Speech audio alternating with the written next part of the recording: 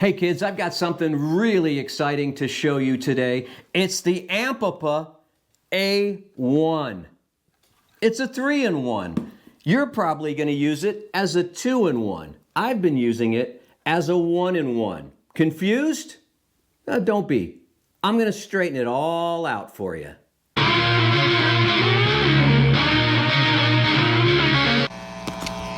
Hi, I'm Bob and you are in the United States of Analog, and specifically you are in my beautiful Tokyo Jazz Kisa inspired bar that I built with my own two hands with the help of some friends, and the video is elsewhere on my channel here. You can look for that and see how I put this together. It's one of my vinyl listening spaces, and the CDs over there, all my vinyl. I got my holiday vinyl, my Christmas vinyl on display.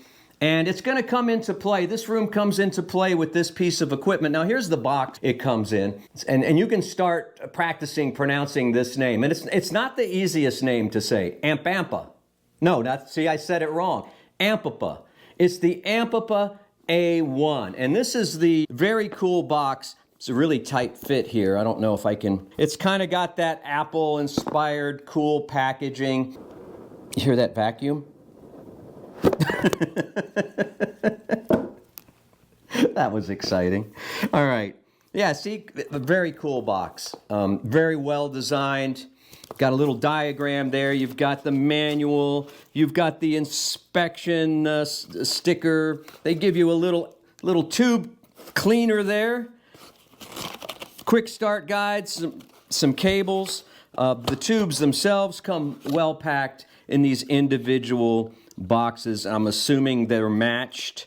And we'll talk about the tubes and what's inside and what this does in just a second. Again, it's a 3-in-1 unit. It's a phono preamp, it's a preamp, and it's a headphone amp all in one. Now, at $140, I suspect the main attraction of the Ampapa A1 is going to be the phono stage for $140. Now, I recently reviewed the Black Ice Audio Big Boy Phono Preamp, but that's going to run you over a GER, and that was the Fusion 9, I believe. I gave that rave reviews. It was my first Big Boy Phono Preamp. But not everybody has that kind of jack to spend on a Phono Preamp. If you can do it, it's well worth it. Don't get me wrong. But in my case, I have 4 turntables now, not even including my 2 Audio-Technica Soundburgers. But yeah, I've got a studio deck, a MoFi studio deck. I've got an X2 Carbon Evo from Project. I also recently refurbished a Thorn's TD-166 Mark II, and I have right behind me in my bar here a beautiful anniversary edition of the Technics 1200 M7L, and I love that thing. And one of the reasons that's in here is because it has pretty lights. Not only does it perform well, but it lights up nice. And so does that Macintosh amp, and so does that Gelita tube amp. What I'm telling you is that I like to put gear in this bar that is not only exciting from an audio standpoint, also exciting to look at, to give my patrons, quote unquote, something to look at other than me behind the bar, serving drinks, slinging shots of Japanese whiskey. So yeah, that's why I have like VU meters and glowing tubes and LS50 Metacones that are red, and that's why I come to you in green today, because this unit has beautiful glowing tubes. Now, it's not really the tubes that you see glowing, it's the LEDs underneath the tubes here. And again, I'll talk about the tubes specifically in a second. But let's run down some of the features here. Now, this is a beautiful metal case. It feels good. It has rounded edges. It's also perforated all around, so that the LEDs that light the tubes from underneath also kind of project through these micro holes on the top and the bottom of the case. It has an embossed or a reverse embossed Ampapa logo there. You've got bass control here, you've got treble control, and you have volume here. These knobs are great. These remind me of the knobs on one of my Fender Telecasters, except the Telecaster knobs don't have machined silver lines there. But yeah, these things click nice. There's a nice range in here. They're not digital like the knobs on that NAD amp I reviewed recently. These are the real thing. There's little clicks in there. Very, very subtle clicks. And there are a lot of them in each of these knobs, but a great feel. 2 tubes. You have a choice here between green LEDs to light them from underneath, or you've got orange LEDs. There you go. We'll represent the orange LEDs too. This is the dumbest review ever, right? Listen to these. These are super cool switches here. I love these. And right here is the mini jack for the headphones. You've got power on off. You've got phono or line. Again, you can use this as a standard preamp if you want, or you can use it as a phono preamp, which I've been doing. And you have the selection here between green lights, orange lights, or no lights underneath the tubes. On the back, we've got a ground. We've got phono in. We have a line in if you're using it as a standard preamp, and we have RCA out if you're using it for a preamp, and of course the power supply, which is separate. It's not in here, it's separate. And it comes in this beautiful box, as I mentioned, 140 bucks.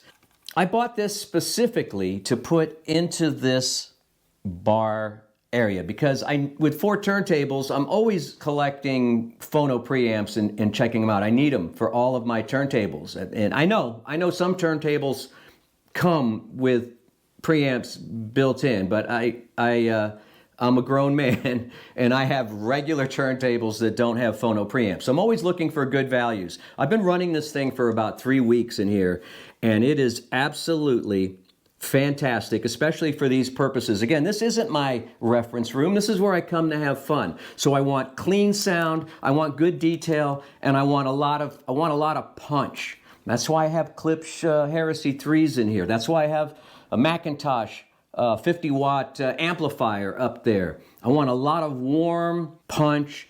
I want some detail. I've got a subwoofer in the corner, and this is worked out perfectly in here. The tubes that are lit from underneath are nice and bright. I have some control here with the phono preamp. If I want to add a little more treble, I want to dial down the bass a little bit because I do have that subwoofer over there. It's really, really nice, and I can't say enough about the build construction. $140. Now, I'm going to get you some close-ups here of the Ampapa A1 as I tell you a little more about it. Well, the frequency response is 20 to 20 as you might expect, plus or minus 0.5 dB. Headphone power is going to vary depending on the ohms from 125 milliwatts down to 30 milliwatts for 128 ohm headphones, and the headphone impedance range is 16 to 300 ohms. Signal to noise 106 dB and 80 dB for phono. So not super spectacular, but you know, close enough for government work, close enough for bar duty, that's for sure. It weighs about 2 pounds, but it's solid feeling. The tubes, they're Jan GE 5654 vacuum tubes. Yeah, the tubes give you a nice, warm sound as you would expect, but I've also noticed that the A1 extracts a good deal of detail. I was just listening, before I started this review, I was listening to this great Bob Dylan record, which I hadn't heard in a few years. This is an OG copy of Empire Burlesque, and A1, along with my Techniques turntable, were pulling out more detail on that record than I can remember in past listenings. Now, some of you may be using this as a preamp. I think the tone controls are very handy. This is great for a desktop situation. Some folks may use the 3.5 millimeter headphone amp here. I will caution you that when you put the headphones in, turn the level way down. Using this as a phono preamp, I was over here in the 3 o'clock position. When I was listening on headphones, I needed to dial down the master volume here to the 9 o'clock. So watch that volume control. But I've been using this exclusively as a preamp, and it does a fantastic job. And it looks great, as I mentioned. It feels great in the hand, though I don't hold it while I'm playing. I don't use the headphone jack, but in a desktop situation, if you haven't scraped up enough money yet to get a headphone amplifier like the fantastic Gishelli Labs, then you know this will do you for a while. It's very mid-centric. It's got a lot of that mid-range sound, but you can bring some more detail in with these controls, and that's very helpful. Plus it looks super cool. So we're talking about $140, and this is marketed, by the way, by Duke Audio. This is quite a value. This is going to stay in this room. This is going to continue to do the phono preamp duties in this bar area, and I dig it. I like it. I think you're going to like it. I think you're going to like it a lot. There's a link below, along with some other links of some equipment that I like, bringing you some more fun-fi today from a land far, far away, the Ampapa A1. Ask for it by name, and I'll see you next time in the United States of Analog.